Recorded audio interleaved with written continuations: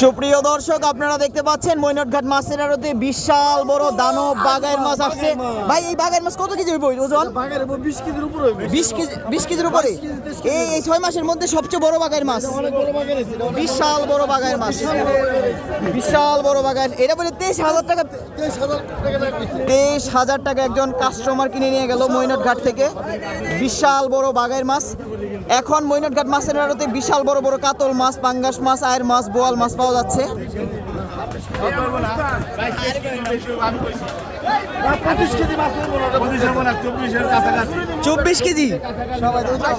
দাদা কইলাম তো আপনি মাপ দিয়ে না।